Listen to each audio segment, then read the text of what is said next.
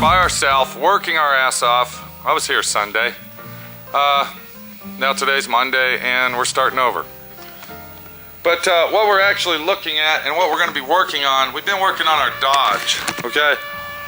And if you look back here, you can see that I got all the back end of the car done. Tail lights are in, bumpers on, latches, rubber, you know, basically everything. Got the trunk on, everything looks good, everything fits nice, okay? So it's looking really fucking great. Got the rear marker lights in line there, everything looks good, got the fuel tank. So the trunk area is done. Now, if you look at this and you see that, but the situation we have is if you look over here and if you look right in that area there, you can see that there's a small imperfection when the light hits it. Now, once the motor is in this car, you will never see that.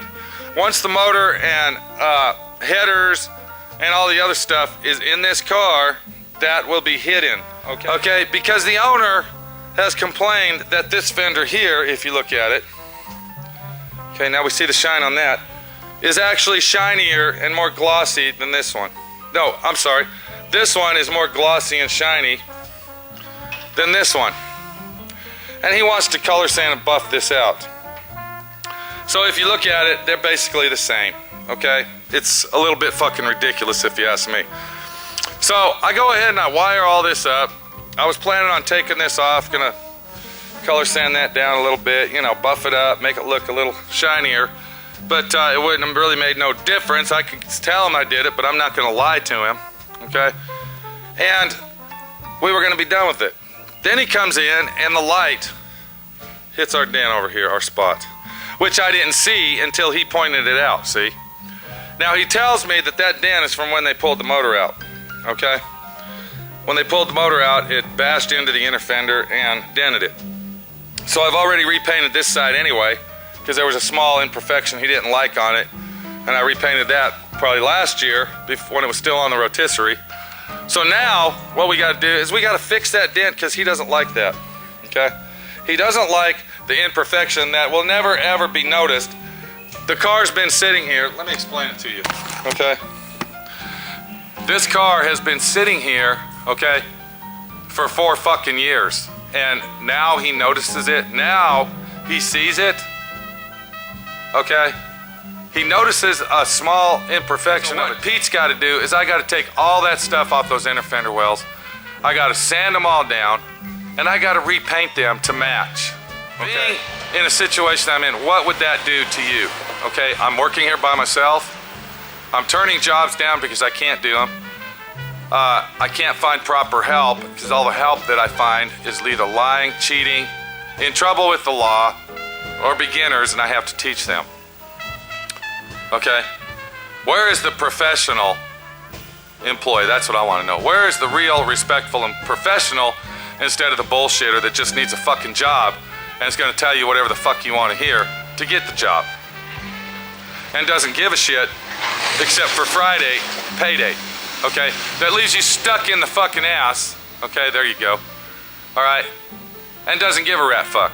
That shows up at work at 3 o'clock in the afternoon, okay, or 12 o'clock or 10 o'clock because he doesn't give a fuck, okay? Do you understand the situation we're in now? That's why I am here by myself, okay? Not because of my attitude, not because people think, oh, Pete's an asshole and he treats people like shit, okay, because I don't. I treat people very, very well, better than fucking, you know, my own brother, okay? The situation is, it's very depressing. It's very, very depressing. Okay, you put all your work into a vehicle like this, okay? Do you understand what I'm saying? And then the owner comes back and says, I don't like it. I want this changed. I want that done. Ooh, look at this. Oh, what's that right there? You didn't clean it good enough. Okay, can you go ahead and... That's part of being your own boss, okay? That's part of, you know, working by yourself and being on your own, okay?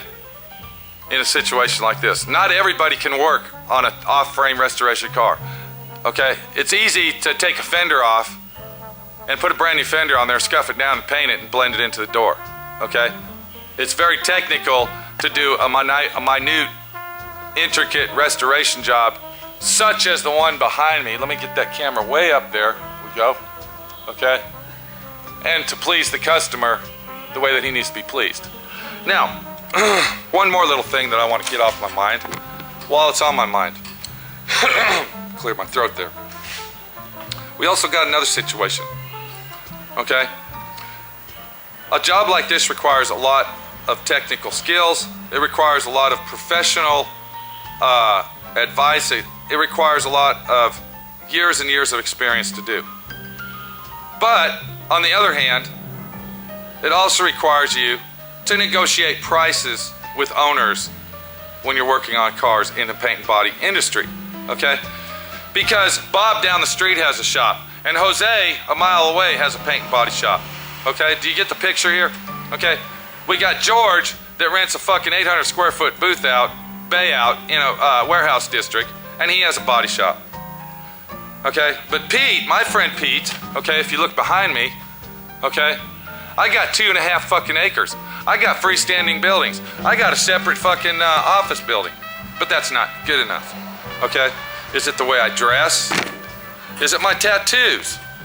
Is it my fucking attitude? I don't know. Okay? I got a friend up the street that has a mechanic shop that charges $95.50 an hour. I used to charge $55 an hour. 3 years ago, I started dropping my prices, okay, to keep work coming in my shop, okay? Do you understand? I used to charge deductibles, all right? Do you see what I'm saying? Deductibles were charged. Now it's, oh, okay, let me put some money in your pocket and save your deductible, and I'll buy the parts for your car, and you just give me $50 fucking to do it.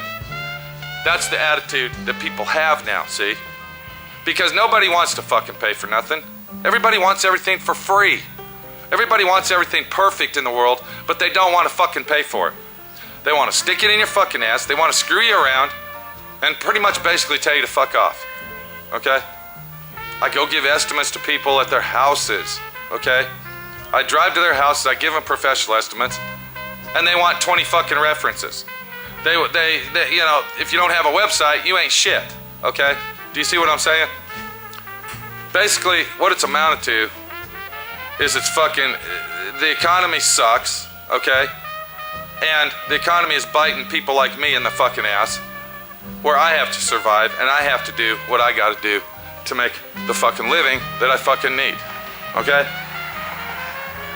So, the best thing I can do is shut the fuck up, quit bitching and complaining, and just get the fucking job done, alright?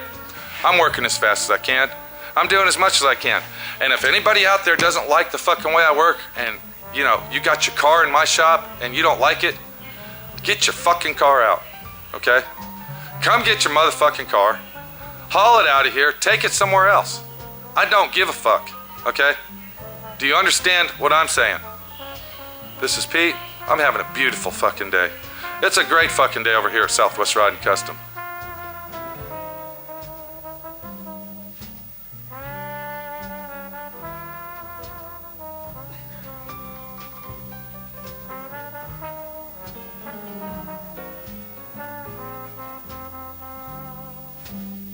One more thing before I put this video up.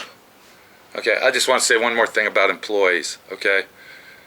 You help these fuckers out, and, you know, they lie and cheat and bullshit, and they show up when they want to, and they act like they own the fucking place. But then when things don't work out and they hit the road, you're the bad guy. So what do? They slander your name. Okay? You're a fucking asshole. You're a piece of shit. Don't take your car over there, because he'll fuck it up. So there's just one more fucking reason Pete doesn't have any employees, okay? But I just thought I'd throw that in. Take it easy, and we might see you again. Goodbye.